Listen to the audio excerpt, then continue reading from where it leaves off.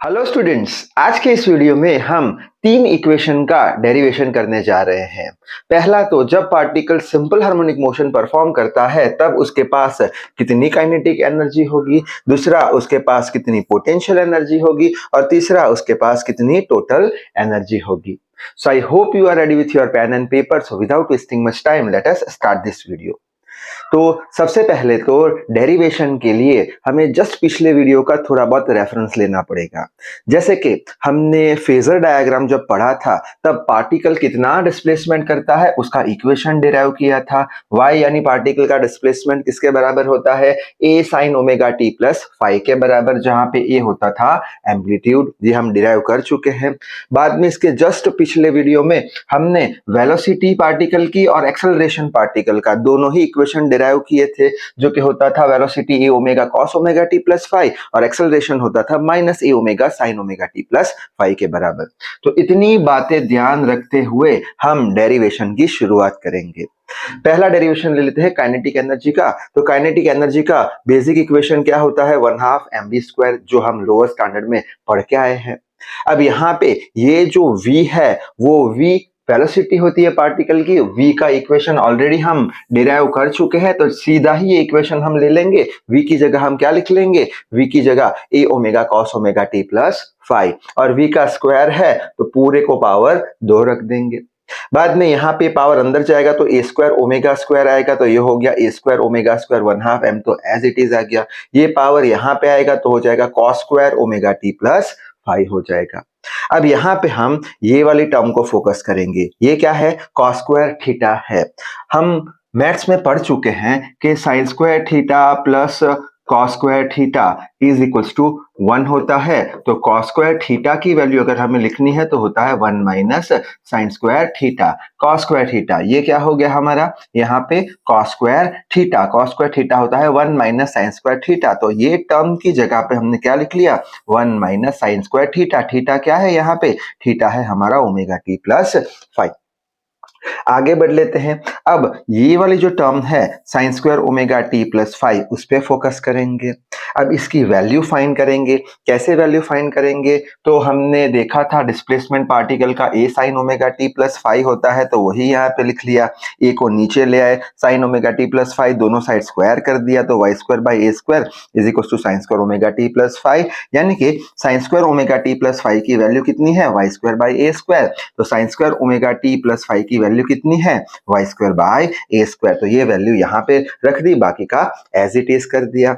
बाद में एलसीएम ले लेंगे, तो ए स्क्वायर को यहाँ मल्टीप्लाई कर देंगे, तो A square minus Y square divided by LCM A square आ जाएगा। ए स्क्वायर से ए स्क्वायर कैंसिल हो जाएगा, तो बचेगा क्या, 1/2 m ओमेगा स्क्वायर और into the bracket a square minus Y square. इतनी पार्टिकल की काइनेटिक एनर्जी होगी अगर वो सिंपल हार्मोनिक मोशन परफॉर्म करता है तो। जहां पे m जो होता है मास होता है पार्टिकल का जो SHM कर रहा है, ओमेगा होता है एंगुलर फ्रीक्वेंसी पार्टिकल की जो कि होता है 2 पाई बाई टी, या फिर 1/t को हम f भी लिख सकते हैं 2 पाई f के बराबर। ठीक है, a होता है एम्पलीट्यूड पार्टिकल का और y होता है डिस्प्लेसमेंट पार्टिकल का। तो ये इक्वेशन याद रखना जरूरी है काइनेटिक एनर्जी का, 1/2 m omega square a square minus Y square. अब आगे बढ़ लेते हैं। अब हम डिराइव करते हैं पोटेंशियल एनर्जी का इक्वेशन। अब पोटेंशियल एनर्जी क्या है, ड्यू टू दी पोजीशन या फिर due to the shape and size या फिर ड्यू टू दी कॉन्फ़िगरेशन, जितनी भी एनर्जी स्टोर होती है उसको पोटेंशियल एनर्जी बोलते हैं। एज फॉर एग्जांपल हमारे पास एक तीर कमान है। तीर कमान को हम ऐसे करते हैं, यानी जो रस्सी होती है उसको पीछे खींचते हैं, यानी जितना हम ज्यादा खींचेंगे उतना ज्यादा तीर में एनर्जी स्टोर होगा, उतना ज्यादा वो आगे जा पाएगा। इसका मतलब जितना ज्यादा रस्सी पे हम वर्क करेंगे उसके बराबर पोटेंशियल एनर्जी उसमें स्टोर होगी, यानी जितना ज्यादा वर्क किया उतना ज्यादा पोटेंशियल एनर्जी। तो यहाँ पे वही मैंने लिख के रखा है कि dw is equals to du, यानी कि अगर छोटा सा वर्क करेंगे तो उतना ही छोटा सा पोटेंशियल एनर्जी स्टोर होगा। डी का मतलब क्या निकलता है, छोटा सा। हमें तो टोटल पोटेंशियल एनर्जी चाहिए या फिर टोटल वर्क चाहिए, तो इंटीग्रेशन ले लेंगे। इंटीग्रेशन लेंगे तो हमें टोटल वर्क मिल जाएगा, जितना वर्क होगा उतना ही टोटल पोटेंशियल एनर्जी हो जाएगा। आई होप बात समझ में आई होगी। ठीक है, अब यहाँ पे हम क्या करेंगे कि एक यहाँ पे एक स्प्रिंग ब्लॉक सिस्टम लेके रखा है, ये हो गया ब्लॉक, ये हो गया स्प्रिंग। अब यहाँ पे ये जो मास है या ये पार्टिकल है या ये ब्लॉक है, इसको हम पीछे खींच रहे हैं। कितना पीछे खींच रहे हैं? dx डिस्टेंस जितना, d बोले तो छोटा सा डिस्टेंस, dx डिस्टेंस जितना पीछे खींच रहे हैं। अगर हमें पीछे खींचना है तो उसके लिए वर्क लगाना पड़ेगा, तो वर्क ये डायरेक्शन में हम लगा रहे हैं। dx डिस्टेंस खींचने के लिए, छोटे से डिस्प्लेसमेंट के लिए हम बोल देंगे छोटा सा वर्क हम लगा रहे हैं, d यानी छोटा सा। ठीक है, तो छोटे से डिस्प्लेसमेंट के लिए छोटा सा वर्क हमने लगा दिया। ठीक है, यानी ये छोटा सा वर्क अगर हम कैलकुलेट कर देते हैं, ये छोटा सा वर्क हम कैलकुलेट कर देते हैं, उतना ही पोटेंशियल एनर्जी स्प्रिंग के पास आ जाएगा। यानी छोटा सा वर्क इज इक्वल टू छोटा सा पोटेंशियल एनर्जी। तो पहले तो छोटा सा वर्क ढूंढेंगे, फिर टोटल वर्क ढूंढेंगे। टोटल वर्क किसके बराबर होगा? टोटल पोटेंशियल एनर्जी के बराबर, जो हमारा आंसर बन जाएगा। तो छोटा सा वर्क ढूंढते हैं। छोटा सा वर्क क्या होता है? वर्क क्या होता है? Force into distance. तो छोटा सा work is equal to force into distance. छोटा सा डिस्टेंस, क्यों? छोटा सा वर्क है इसलिए।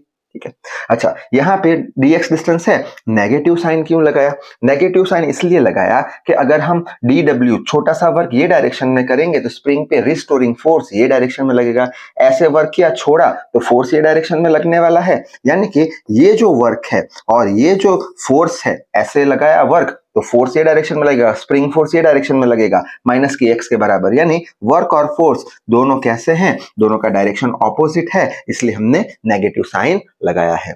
आगे बढ़ लेते हैं। dw एज इट इज, अब minus sign as it is रख दी। F क्या होता है? स्प्रिंग फोर्स, जिसे हम माइनस के एक्स बोलते हैं। यहाँ पे F और X दोनों ऑपोजिट डायरेक्शन में है, इसलिए नेगेटिव साइन लगाया है। कैसे? अगर हम X ये डायरेक्शन में ले जाते हैं तो इसके ऑपोजिट डायरेक्शन में ये वाला रिस्टोरिंग फोर्स लगेगा, इसलिए हमने नेगेटिव साइन लगाया है। तो रिस्टोरिंग फोर्स कितना है अपना? स्प्रिंग फोर्स F बराबर माइनस के एक्स। ये साइन तो नेगेटिव की यहाँ पे रख दी और ये F is equal to minus k x यहाँ पे रख दिया, मल्टी इंटू dx। ये माइनस माइनस प्लस हो जाएगा तो kx dx हो जाएगा। ठीक है, अब ये तो हमें क्या मिला? छोटा सा वर्क। ठीक है, ऐसे छोटे छोटे dx dx dx dx बहुत सारे डिस्टेंस होंगे। टोटल वर्क हमें चाहिए तो सारे dx dx को या सारे dw dw छोटे छोटे वर्क को हम क्या कर देंगे? ऐड कर देंगे, बोलेंगे इंटीग्रेट कर देंगे, तो टोटल वर्क मिल जाएगा। तो सारे छोटे छोटे वर्क को हम इंटीग्रेट कर देंगे तो टोटल वर्क मिलेगा। तो यहाँ पे भी इंटीग्रेशन लेना पड़ेगा, इंटीग्रेशन ऑफ kx dx। इतने तक बात समझ में आ गई होगी। अब इंटीग्रेशन में ये जो k जो कांस्टेंट है, ठीक है, स्प्रिंग कांस्टेंट या फिर सिंपल हार्मोनिक मोशन का कांस्टेंट, उसके कांस्टेंट को बाहर निकाल देंगे, क्योंकि इंटीग्रेशन का रूल क्या है कि कांस्टेंट को बाहर निकालो। तो के यहाँ पे बाहर आ चुका है, बचा क्या है? x dx। ये तो हो गई x डायरेक्शन की बात। अब यही स्प्रिंग अगर ऐसे हमने लटकाई होती और उसे dy जितना डिस्प्लेसमेंट देते, ठीक है, तो ये क्या हो गया? हमारा y डायरेक्शन हो गया। y डायरेक्शन के लिए हम क्या लिख लेंगे इस पे से, या फिर ये आप इससे भी कंटिन्यू कर सकते हो। तो w is equal to k, y direction और छोटा सा डिस्प्लेसमेंट dy। ये वाला हमने इक्वेशन कहां से डिराइव किया? x डायरेक्शन कंसीडर करके। लेकिन हम किसका डेरिवेशन करेंगे? y डायरेक्शन का। क्यों? क्योंकि हमारे पास जितने भी इक्वेशन है वो किसके हैं? y के हैं। y is equal to a sin omega t। ठीक है, x से भी हम कर सकते हैं, तो यहाँ पे y में कन्वर्ट कर दिया, x की जगह y कर दो, खेल खत्म। अच्छा, यहाँ पे देखिए y dy का क्या होता है? Integration of y dy y square by 2।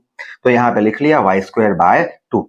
दूसरी एक बात, जब हमने डिफरेंशियल इक्वेशन डिराइव किया था सिंपल हार्मोनिक मोशन का, तब अगर आपको याद हो तो हमने एक चीज मानी थी, कौन सी? कि k बाई एम को ओमेगा स्क्वायर माना था, अगर याद हो तो इस पे से k का वैल्यू क्या आ जाएगा? m omega square. तो यहाँ पे k का वैल्यू डाल देंगे हम, क्या? m ओमेगा स्क्वायर, और बचा क्या? y square by 2। तो ये इक्वेशन क्या हो जाएगा? 1/2 आगे ले लो, 1/2 m omega square y square. ठीक, तो ये हमारा क्या हो गया? ये तो हो गया टोटल वर्क का इक्वेशन।